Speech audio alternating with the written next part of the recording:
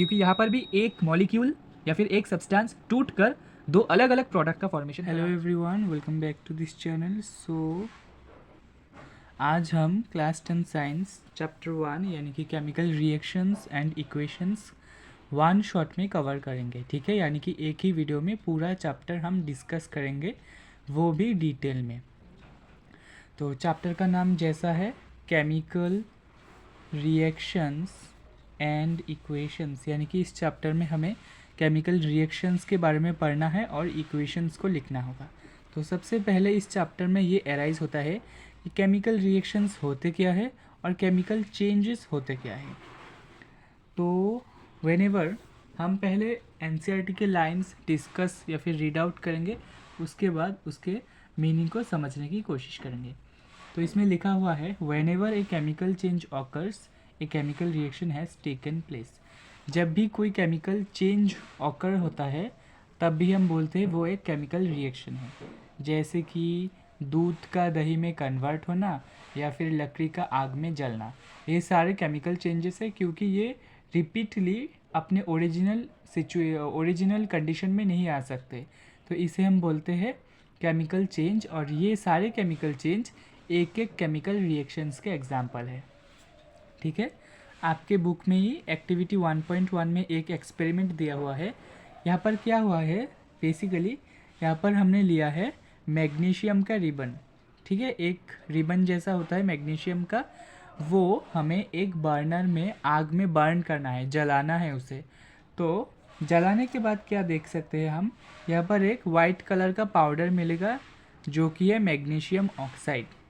यहाँ पर लिखा भी हुआ है burning of A magnesium ribbon in air and collection of magnesium oxide in A watch glass. यानी कि जब हम मैग्नीशियम को एयर में बर्न करते हैं तो तब मैग्नीशियम ऑक्साइड फॉर्मेशन होता है। कैसे फॉर्म होता है वो हम नेक्स्ट सेक्शन में डिस्कस करेंगे। तो नेक्स्ट पेज में चलते हैं। मैग्नीशियम रिबन से मैग्नीशियम ऑक्साइड कैसे फॉर्म हुआ है वो यहाँ पर लिखा हुआ है। Magnesium ribbon Burns with A dazzling white flame and changes into A white powder.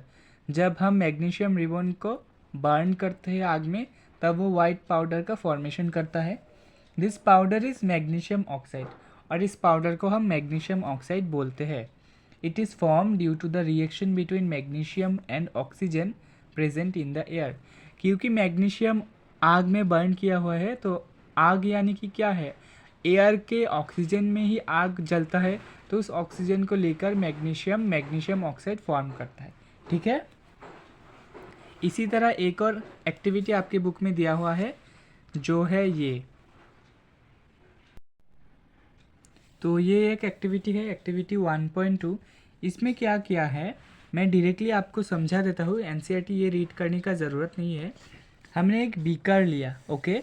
Beaker में हमने जिंक मेटल जो होता है ना, जिंक मेटल का कुछ टुकड़े लिए जिसको हम बोलते हैं जिंक ग्रैन्यूल्स। इस जिंक ग्रैन्यूल्स में हमने ऐड किया डाइल्यूट सल्फ्यूरिक एसिड। हमने एक एसिड ऐड किया। अब हम क्या देख सकते हैं कि एसिड और जिंक यानी कि मेटल, एसिड और मेटल रिएक्ट करके हाइड्रोजन गैस का फॉर्मेशन कर रहा है। तो ये भी एक केमिकल रिएक्शन है और केमिकल चेंज है, क्योंकि जिंक सल्फ्यूरिक एसिड के सल्फ़र से ज़्यादा रिएक्टिव है, इसलिए वो अपने सॉल्यूशन में से सल्फ़र को हटाकर जिंक सल्फेट का फॉर्मेशन कर रहा है, और उसी के साथ हाइड्रोजन गैस का इवोल्यूशन हो रहा है, ठीक है। तो ये रहे केमिकल रिएक्शंस। अब हम पढ़ेंगे केमिकल इक्वेशंस क्या होते हैं।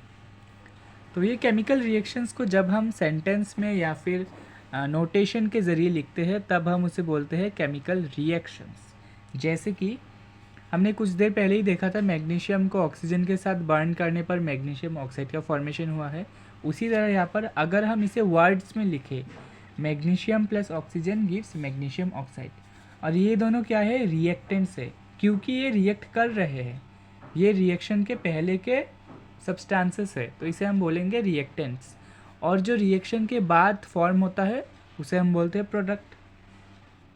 यहाँ पर डेफिनेशन भी दिया हुआ है, the substances that undergo chemical change in the reaction magnesium and oxygen, इस केस में मैग्नीशियम और ऑक्सीजन है, बाकी सारे केस में कोई भी एलिमेंट हो सकता है। आर द रिएक्टेंट्स, यानी कि रिएक्शन के पहले जो भी सब्सटेंसेस रिएक्ट करते हैं उसे हम बोलेंगे reactants. The new substance magnesium oxide, इस केस में मैग्नीशियम ऑक्साइड है, form during the reaction is the product, यानी कि जो भी सब्सटेंस रिएक्शन के बाद फॉर्म होता है उसे हम बोलते हैं प्रोडक्ट।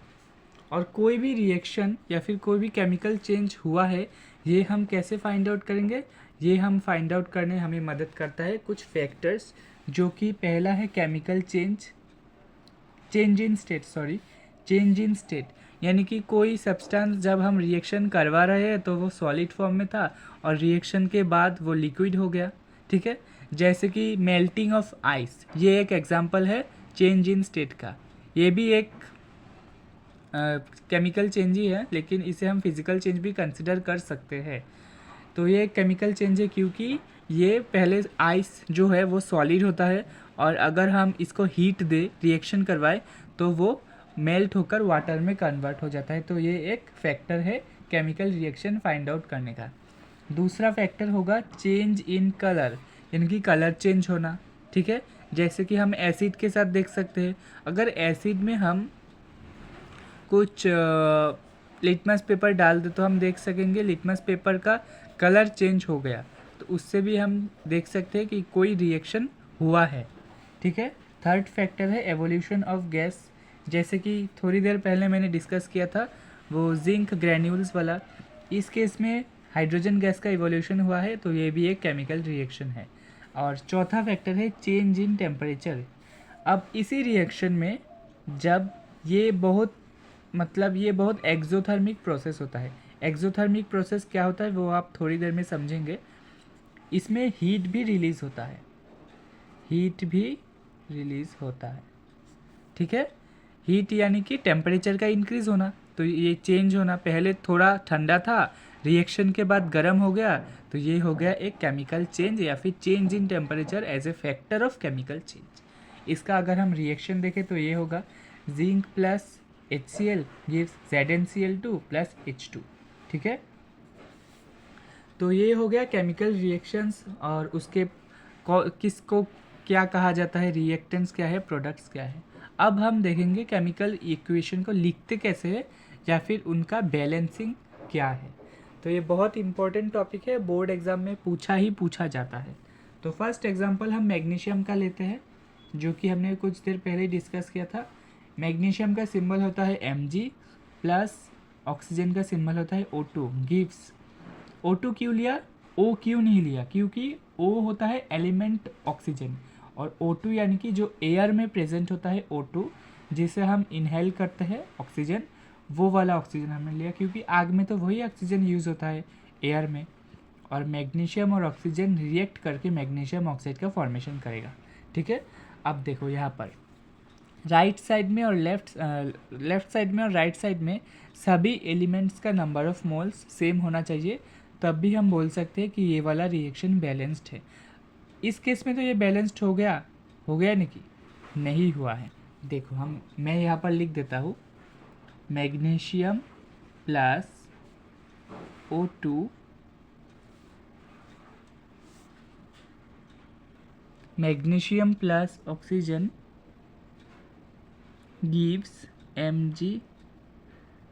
अब हम यहाँ पर देख सकते हैं लेफ्ट साइड में मैग्नीशियम एक है, राइट साइड में भी मैग्नीशियम एक है, लेकिन लेफ्ट साइड में ऑक्सीजन 2 है लेकिन राइट साइड में ऑक्सीजन 1 है, तो इसे ऑक्सीजन को बैलेंस करना होगा, तो हम यहाँ पर 2 यूज़ करेंगे,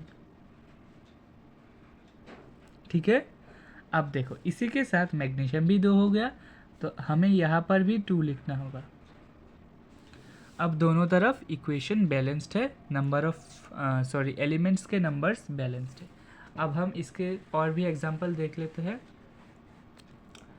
इसका एक और एग्जांपल है ये वाला, zinc plus H2SO4 gives ZnSO4 plus H2। यहाँ पर जिंक लेफ्ट साइड में 1 है, राइट साइड में भी 1 है, हाइड्रोजन 2 है, राइट साइड में भी 2 है, सल्फर 1 है, राइट साइड में भी 1 है, ऑक्सीजन 4 है, राइट साइड में भी 4 है। तो ये वाला तो बैलेंस्ड ऑलरेडी है, ये ऑलरेडी बैलेंस्ड है। हमें कुछ और रिएक्शन देखने होंगे। हाँ, ये वाला रिएक्शन देखो, ये वाला बैलेंस्ड नहीं है। अब देखो यहाँ पर आयरन एक है, पहले रिएक्शन क्या है, Fe plus H2O gives Fe3O4 plus H2, यानी कि लेफ्ट साइड में आयरन एक है लेकिन राइट साइड में आयरन 3 है। हाइड्रोजन तो बैलेंस है 2-2, लेकिन ऑक्सीजन यहाँ पर एक है, यहाँ पर ऑक्सीजन 4 है। ठीक है, तो हम कैसे बैलेंस कर सकते हैं, देखो अगर हम यहाँ पर 3 लिख देंगे तो आयरन बैलेंस्ड हो जाएगा। ठीक है, यहाँ पर 3 आयरन, यहाँ पर 3 आयरन। अब ऑक्सीजन को बैलेंस्ड करना होगा। ठीक है, ऑक्सीजन यहाँ पर 4 है तो हम ये इसके आगे 4 लिख देंगे, हो गया ऑक्सीजन बैलेंस्ड, 4 ऑक्सीजन।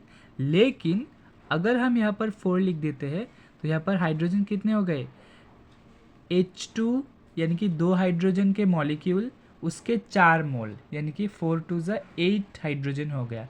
लेकिन यहाँ पर तो 2 ही हाइड्रोजन है तो हमें यहाँ पर भी 4 लिखना होगा। ठीक है, तो नया रिएक्शन क्या होगा, 3Fe plus 4H2O gives Fe3O4 plus 4H2। Okay, अब देखते हैं नेक्स्ट पेज। ओके, तो अब देखते हैं कॉम्बिनेशन रिएक्शन क्या होता है। बहुत इजी है, साथ ही बहुत इम्पॉर्टेंट भी है। पहले इसका डेफिनेशन पढ़ लेते हैं। डेफिनेशन क्या बोलता है, ए रिएक्शन, यहाँ से a reaction in which a single product is formed from 2 और more reactant is known as combination reaction. यानी कि कोई भी रिएक्शन जिसमें 2 रिएक्टेंट्स या फिर 2 सब्सटेंसेस मिलकर एक सिंगल प्रोडक्ट का फॉर्मेशन करता है, उस रिएक्शन का हम बोलते हैं कॉम्बिनेशन रिएक्शन। फॉर एग्जांपल यहाँ पर क्विकलेम लिया है हमने, CaO यानी कि कैल्शियम ऑक्साइड लिया है, इसको हम रिएक्ट करवा रहे हैं H2O के साथ, यानी कि वाटर के साथ। कैल्शियम ऑक्साइड और वाटर जब रिएक्ट करेगा तब ये एक सिंगल प्रोडक्ट का फॉर्मेशन करेगा जिसका नाम है CaOH2 यानी कि कैल्शियम हाइड्रो ऑक्साइड, और इसका कॉमन नेम है स्लेक्ट लाइम। ठीक है, यहाँ पर रिएक्शन भी दिया हुआ है, आप देख सकते हैं। अब ये रिएक्शन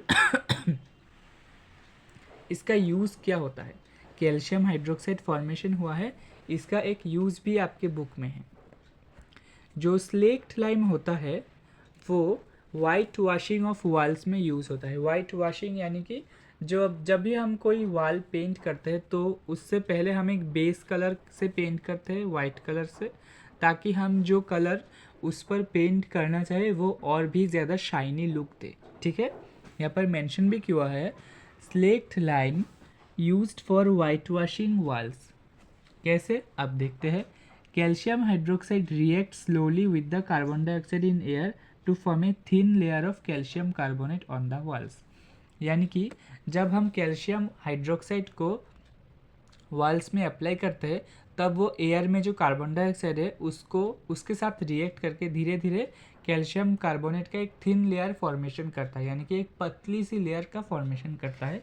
और जब ये लेयर सूख जाता है तो ये देखने में बहुत शाइनी लगता है। इसका केमिकल रिएक्शन क्या होगा, ये वाला CaOH2 यानी कि कैल्शियम हाइड्रोक्साइड एक्वस यानी कि पानी में मिला हुआ, ओके, प्लस CO2 यानी कि एयर से जो कार्बन डाइऑक्साइड लिया हुआ है, ये दोनों मिलकर कैल्शियम कार्बोनेट का फॉर्मेशन करेगा, साथ ही में वाटर का भी फॉर्मेशन करेगा।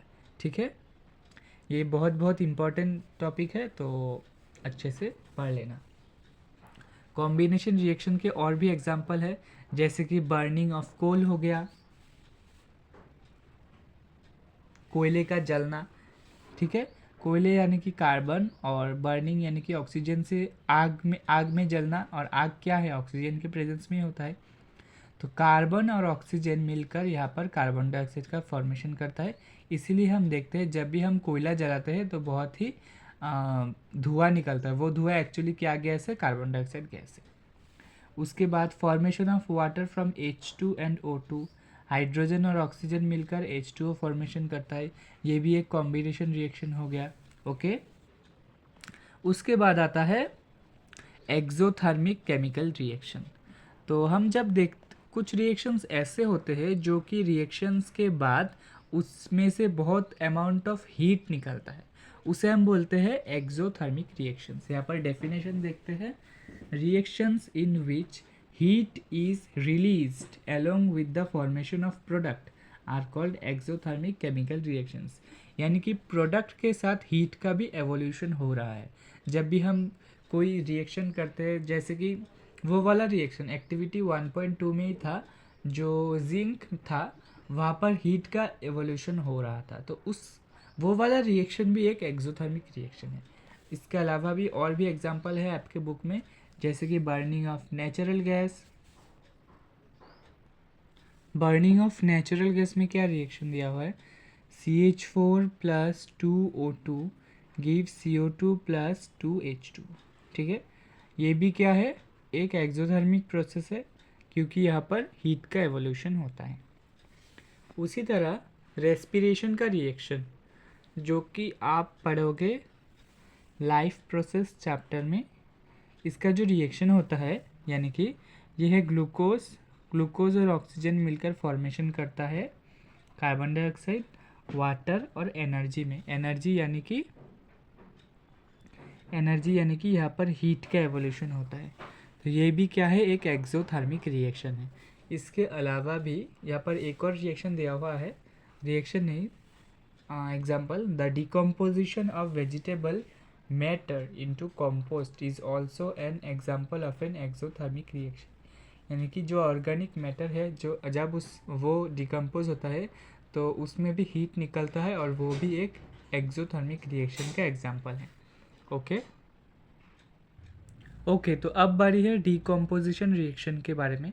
हमने कॉम्बिनेशन रिएक्शन पढ़ लिया है, अब हम पढ़ेंगे डिकम्पोजिशन रिएक्शन, जो कि कॉम्बिनेशन रिएक्शन का जस्ट उल्टा ही है। ठीक है, पहले इसका डेफिनेशन पढ़ लेते हैं। डेफिनेशन क्या है, a single reactant breaks down to give simpler products, this is a decomposition reaction. यानी कि एक सिंगल प्रोडक्ट या फिर एक सिंगल सब्सटेंस टूट कर, ब्रेक्स डाउन होकर दो या दो से ज़्यादा सिंपलर प्रोडक्ट में कन्वर्ट होगा, इसे हम बोलते हैं डिकम्पोजिशन रिएक्शन। फॉर एग्जांपल, हम यहाँ पर देख सकते हैं आयरन सल्फेट या फिर फेरस सल्फेट बोलेंगे इसे। फेरस सल्फेट जो है वो टूट कर, कैसे टूटा, हीट देकर, यानी कि यहाँ पर एनर्जी लगेगा। ये तो बेसिक सी बात है, कोई भी चीज़ तोड़कर हम तो ऐसे ही नहीं तोड़ सकते, हमें एनर्जी देना पड़ता है, जोर लगाना पड़ता है। इसी तरह फेरस सल्फेट को जब हम हीट करते हैं तो फेरिक ऑक्साइड में कन्वर्ट होता है, साथ ही में SO2 गैस रिलीज होता है और SO3 गैस रिलीज होता है। ठीक है, FeSO4 यानी कि फेरस सल्फेट, Fe2O3 यानी कि फेरिक ऑक्साइड, SO2 यानी कि सल्फर डाइऑक्साइड और SO3 यानी कि सल्फर ट्राइऑक्साइड, ये सारे क्या है, प्रोडक्ट्स है जो कि एक सिंगल रिएक्टेंट के टूटने से बने हैं। ठीक है, यहाँ पर कुछ लाइन इंपॉर्टेंट है। जो फेरस सल्फेट होता है ये ग्रीन कलर का होता है। ठीक है, मैं यहाँ पर लिख देता हूँ ग्रीन कलर। और ये कैसे टूटता है अब हम समझेंगे। यहाँ से फेरस सल्फेट क्रिस्टल्स, जिसका फॉर्मूला होता है FeSO4 7H2O, loose water when heated and the colour of the crystals changes. यानी कि ग्रीन कलर से कुछ और कलर हो जाता है। It then decomposes to ferric oxide, जिसका फॉर्मूला होता है Fe2O3, सल्फर डाइऑक्साइड यानी कि SO2 एंड सल्फर ट्राइऑक्साइड यानी कि SO3। Ferric oxide is a solid, ये जो फेरिक ऑक्साइड है ये सॉलिड है, और sulphur dioxide and sulphur trioxide gas है। ओके, ये एक रिएक्शन हो गया। ये भी एक एग्जांपल है लाइमस्टोन का, जो कि हम कॉम्बिनेशन रिएक्शन में भी पढ़ चुके हैं। जो लाइमस्टोन है यानी कि कैल्शियम कार्बोनेट, मैं यहाँ पर लिख देता हूँ कैल्शियम कार्बोनेट, ओके। ये कैल्शियम कार्बोनेट का फॉर्मूला होता है CaCO3। इसे जब हम हीट करते हैं तो ये कैल्शियम ऑक्साइड में कन्वर्ट होता है, साथ ही में कार्बन डाइऑक्साइड का एवोल्यूशन भी होता है। ये भी एक डिकम्पोजिशन रिएक्शन है, क्योंकि एक सब्सटेंस टूट कर दो प्रोडक्ट का फॉर्मेशन करता है। सेंटेंस पढ़ लेते हैं। Decomposition of calcium carbonate to calcium oxide and carbon dioxide on heating is an important decomposition reaction used in various industry। यानी कि बहुत सारे इंडस्ट्री में इसका यूज़ होता है। Calcium oxide is called lime और क्विक लाइम। कैल्शियम, ये वाला कैल्शियम ऑक्साइड को हम लाइम या फिर क्विक लाइम बोलते हैं, और कैल्शियम कार्बोनेट को हम लाइमस्टोन बोलते हैं। इसका यूज़ कहाँ है? मैन्युफैक्चर ऑफ सीमेंट, यानी कि सीमेंट के मैन्युफैक्चर में ये कैल्शियम ऑक्साइड यूज़ किया जाता है। When A decomposition reaction is carried out by heating it is called thermal decomposition. यानी कि जो भी डिकम्पोजिशन रिएक्शन हीट के द्वारा होता है उसे हम बोलेंगे थर्मल डिकम्पोजिशन रिएक्शन, यानी कि डिकम्पोजिशन रिएक्शन का एक टाइप है। ओके, थर्मल डिकम्पोजिशन का एक और एग्जांपल आपके बुक में है, जो कि है ये। हमने लिया लेड नाइट्रेट, जिसका फॉर्मूला है PbNO3 होल ट्वाइस। इसको हमने हीट दिया। हीट देने के बाद ये पहले लेड ऑक्साइड फॉर्मेशन करेगा, उसके बाद नाइट्रोजन डाइऑक्साइड फॉर्मेशन करेगा, और साथ ही में ऑक्सीजन का भी फॉर्मेशन करेगा। ठीक है, तो ये भी हीट देने पर कैरी आउट होता है, तो इसे भी हम बोलेंगे थर्मल डिकम्पोजिशन रिएक्शन। इसका एक और लाइन इम्पॉर्टेंट है, जो नाइट्रोजन डाइऑक्साइड फॉर्मेशन होता है उसका कलर क्या होता है? उसका कलर होता है ब्राउन फ्यूम्स। यहाँ पर मेंशन भी हुआ है brown fumes, these fumes are of nitrogen dioxide. यानी कि नाइट्रोजन डाइऑक्साइड का कलर क्या होता है? Brown colour. बुक में है तो क्वेश्चन आ सकता है बोर्ड एग्जाम में। ये भी एक टाइप हो गया हीट के द्वारा, यानी कि थर्मल डिकम्पोजिशन हुआ है।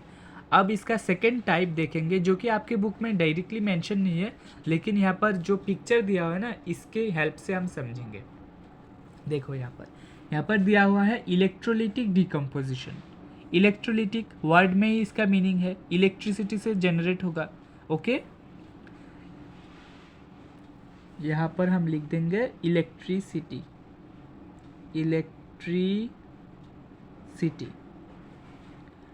तो जब हम वाटर को इलेक्ट्रिसिटी से पास करते हैं तब वाटर कैसे डिकम्पोज होता है? ये H2+O2 में डिकम्पोज होता है। ठीक है, यानी कि वाटर ब्रेक डाउन होकर हाइड्रोजन गैस का फॉर्मेशन करता है और ऑक्सीजन गैस का फॉर्मेशन करता है। इसे हम बोलेंगे इलेक्ट्रोलिटिक डिकम्पोजिशन, क्योंकि यहाँ पर भी एक मॉलिक्यूल या फिर एक सब्सटेंस टूट कर दो अलग अलग प्रोडक्ट का फॉर्मेशन करा है, तो इसे हम बोलेंगे डिकम्पोजिशन। और क्योंकि है इलेक्ट्रिसिटी के द्वारा हुआ है, तो इसलिए हम इसे बोलेंगे इलेक्ट्रोलिटिक डिकम्पोजिशन या फिर इलेक्ट्रोलाइसिस ऑफ वाटर। इसका थर्ड टाइप, यानी कि डिकम्पोजिशन रिएक्शन का थर्ड टाइप है फोटोलिटिक डिकम्पोजिशन। मैं यहाँ पर लिख देता हूँ फोटोलिटिक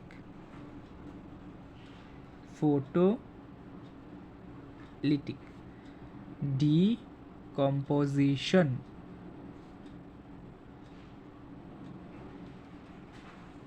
ठीक है, फोटोलिटिक, फोटो यानी कि लाइट, घर का लाइट नहीं, सनलाइट। ठीक है, यहाँ पर देख सकते हैं हम, ये सनलाइट है। जब हम कोई रिएक्शन, डिकम्पोजिशन रिएक्शन, ये तो पता ही है अभी तक, डिकम्पोजिशन रिएक्शन जब सनलाइट के द्वारा कैरी आउट होता है तब हम उसे बोलते हैं फोटोलिटिक डिकम्पोजिशन। जैसे कि फॉर एग्जांपल हमने सिल्वर क्लोराइड लिया, हमने इसे सनलाइट के एक्सपोजर में रख दिया, यानी कि धूप में छोड़ दिया। अब ये कैसे डिकम्पोज होगा? ये Ag और सिल्वर में डिकम्पोज होगा, यानी कि Ag तो रह जाएगा लेकिन सिल्वर, Ag तो रह जाएगा लेकिन क्लोरीन उड़ जाएगा, क्योंकि क्लोरीन एक गैस है। ठीक है, सेंटेंस पढ़ लेते हैं। White silver chloride turns grey इन सनलाइट, यानी कि ये वाइट कलर का होता है और जब इसका डिकम्पोजिशन होता है तब ये ग्रे कलर का हो जाता है। मैं यहाँ पर कलर भी लिख देता हूँ, वाइट, ये है ग्रे। ठीक है, this is due to the decomposition of silver chloride into silver and chlorine by light, और ये लाइट के द्वारा होता है, इसीलिए हम इसे बोलते हैं फोटोलिटिक डिकम्पोजिशन। इसका और एक एग्जांपल है सिल्वर ब्रोमाइड का, चलो वो देखते हैं। ये रहा वो एग्जांपल। सिल्वर ब्रोमाइड सनलाइट के प्रेजेंस में कैसे टूटता है, सिल्वर प्लस ब्रोमीन, यहाँ पर भी ब्रोमीन उड़ जाता है, सिल्वर रह जाता है। और बहुत बहुत important line, the above reactions are used in black and white photography. ये दो रिएक्शंस, ये एक सिल्वर ब्रोमाइड वाला और पिछले वाला सिल्वर क्लोराइड वाला था, ये दोनों reactions black and white photography में यूज़ किया जाता है। ठीक है, और हमने देखा ये जो भी डिकम्पोजिशन रिएक्शन है उसमें हीट की ज़रूरत होती है। किसी में हीट चाहिए, किसी में लाइट की फॉर्म में चाहिए और किसी में इलेक्ट्रिसिटी की फॉर्म में चाहिए। यानी कि sorry, reactions in which energy is absorbed are known as endothermic reactions. यानी कि जो भी रिएक्शंस में हीट की रिक्वायरमेंट होती है, हीट हमें एक्सटर्नली देना पड़ता है, रिएक्शन से निकलता नहीं, हमें देना पड़ता है, तो उसे हम बोलेंगे एंडोथर्मिक रिएक्शंस। कंफ्यूज मत होना, पिछले वाला एक्सोथर्मिक था, यानी कि हीट रिलीज होता है, यानी कि रिएक्शन के बाद गर्म हो जाता है जो भी बीकर या फिर टेस्ट ट्यूब है, लेकिन ये गर्म नहीं होता, ये हमें देना पड़ता है हीट, तो इसीलिए हम इसे बोलेंगे एंडोथर्मिक रिएक्शंस। ओके ओके, तो अब बारी है डिस्प्लेसमेंट रिएक्शन की। पहले इसका डेफिनेशन पढ़ लेते हैं। तो मैंने यहाँ पर लिख दिया है, the reaction in which a more reactive metal displaces a less reactive metal from its salt solution are called displacement reaction. ठीक है, यानी कि एक सॉल्यूशन है, उस सॉल्यूशन में दो मेटल है, एक है लेस रिएक्टिव, एक है मोर रिएक्टिव, यानी कि एक है ज़्यादा पावरफुल और एक है कम पावरफुल। तो जब ऐसी रिएक्शंस होता है जिसमें ज़्यादा पावरफुल मेटल कम पावरफुल मेटल को उसके सॉल्ट सॉल्यूशन में से डिस्प्लेस कर देता है, तब हम उस रिएक्शन को बोलते हैं डिस्प्लेसमेंट रिएक्शन। फॉर एग्जांपल यहाँ पर दिया हुआ है, iron plus copper sulphate gives iron sulphate plus copper. यहाँ पर आयरन एक मेटल है, कॉपर भी एक मेटल है, लेकिन आयरन कॉपर से ज़्यादा रिएक्टिव है, इसलिए कॉपर सल्फेट सॉल्यूशन में से आयरन कॉपर को हटाकर आयरन सल्फेट सॉल्यूशन बना लेता है और कॉपर ऐसे सॉलिड फॉर्म में कन्वर्ट हो जाता है। ठीक है, उसी तरह और दो रिएक्शंस है, जैसे कि zinc plus copper sulphate gives zinc sulphate plus copper. ये भी जिंक भी कॉपर से ज़्यादा रिएक्टिव है, इसलिए कॉपर सल्फेट सॉल्यूशन में से कॉपर को हटाकर जिंक सल्फेट सॉल्यूशन बना लेता है और कॉपर सॉलिड फॉर्म में जमा हो जाता है।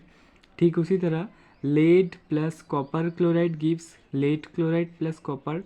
लेड भी कॉपर से ज़्यादा रिएक्टिव है, इसलिए उसके सॉल्ट सॉल्यूशन में से उसको डिस्प्लेस कर देता है। ठीक है, यहाँ पर भी मेंशन हुआ है, zinc and lead are more reactive elements than copper, they displace copper from its compounds. Okay, बहुत ही ईजी है। उसके बाद आता है डबल डिस्प्लेसमेंट रिएक्शन, यानी कि डिस्प्लेसमेंट दो बार होगा। यहाँ पर हमने क्या देखा है, एक ही मेटल का डिस्प्लेसमेंट हुआ है, तो इसलिए इसका नाम डिस्प्लेसमेंट रिएक्शन। और अगर दो मेटल का डिस्प्लेसमेंट होगा, दो मेटल या फिर आयन का डिस्प्लेस होगा, तो उसे हम बोलेंगे डबल डिस्प्लेसमेंट रिएक्शन। ये रहा डबल डिस्प्लेसमेंट रिएक्शन। पहले इसका डेफिनेशन पढ़ लेते हैं। इसमें बहुत सारी चीज़ें हैं, जैसे कि डबल डिस्प्लेसमेंट का एग्जांपल नेक्स्ट पेज में है। डेफिनेशन की अगर बात करें तो यहाँ से डेफिनेशन आप लिख सकते हो, such reactions in which there is an exchange of ions between the reactants are called double displacement reaction. यानी कि ऐसे भी रिएक्शंस जिसमें आयंस का एक्सचेंज हो जाए, उसे हम बोलेंगे double displacement reaction. For example यहाँ पर एग्जांपल भी है ये वाला, हाँ, Na2SO4 plus BaCl2 gives BaSO4 plus 2 NaCl। यहाँ पर Na का प्लस चार्ज होगा, SO4 का माइनस चार्ज, Ba का प्लस चार्ज, Cl2 का माइनस चार्ज। ओके, तो ये Na प्लस है, इसके नेगेटिव से जुड़ेगा यानी कि NaCl फॉर्म हुआ, और ये SO4 नेगेटिव इसके पॉजिटिव से जुड़ेगा यानी कि BaSO4। ठीक है, Na2SO4 का नाम है सोडियम सल्फेट, BaCl2 का नाम है बेरियम क्लोराइड, BaSO4 का नाम है बेरियम सल्फेट एंड NaCl का नाम है सोडियम क्लोराइड। ये सब तो आप जानते ही होंगे। इस रिएक्शन में प्रेसिपिटेट फॉर्म होता है यानी कि कुछ white substances. White substance which is insoluble in water is formed. This insoluble substance formed is known as precipitate. यानी कि जो precipitate फॉर्म होता है वो वाटर में soluble नहीं होता, मिक्स नहीं होता। Any reaction that produces a precipitate can be called a precipitation reaction. यानी कि जो भी रिएक्शन में precipitate का फॉर्मेशन होता है उसे हम precipitation reaction बोल सकते हैं।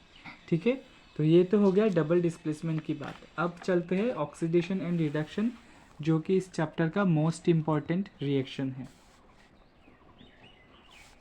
ऑक्सीडेशन एंड रिडक्शन, जो भी बच्चे क्लास 11th में साइंस लेंगे और उसमें केमिस्ट्री होगा, ऑक्सीडेशन रिडक्शन उनके लिए बहुत इम्पॉर्टेंट रिएक्शन है।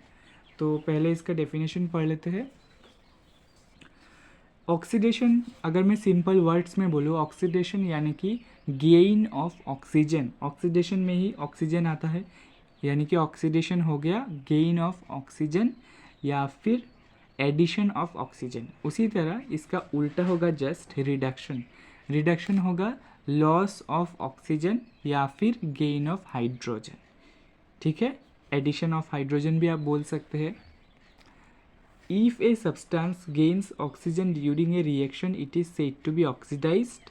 यानी कि कोई भी सब्सटेंस अगर रिएक्शन के दौरान ऑक्सीजन गेन करता है, ऑक्सीजन ऐड होता है, तो उसे हम बोलेंगे ऑक्सीडाइज हुआ है वो सब्सटेंस, एंड उस प्रोसेस को बोलेंगे ऑक्सीडेशन। उसी तरह if a substance loses oxygen during a reaction, it is said to be reduced. और उसी तरह अगर कोई सब्सटेंस ऑक्सीजन को लॉस कर देता है तो उसे हम बोलेंगे रिड्यूस हुआ है वो सब्सटेंस, और उस प्रोसेस को हम बोलेंगे रिडक्शन। ठीक है, तो ऐसे रिएक्शंस जिनमें ऑक्सीडेशन भी होता है, रिडक्शन भी होता है, उसे हम बोलेंगे ऑक्सीडेशन रिडक्शन रिएक्शन या फिर रेडॉक्स रिएक्शन। यहाँ पर डेफिनेशन भी दिया हुआ है, one reactant gets oxidised while the other gets reduced during a reaction. Such reactions are called oxidation reduction reaction और रेडॉक्स रिएक्शन। ठीक है, फॉर एग्जाम्पल यहाँ पर भी दिया हुआ है, zinc oxide plus carbon gives zinc plus carbon oxide, carbon monoxide. यहाँ पर जिंक के पास पहले ऑक्सीजन था और रिएक्शन के बाद ऑक्सीजन लॉस किया है, यानी कि जिंक का रिडक्शन हुआ है।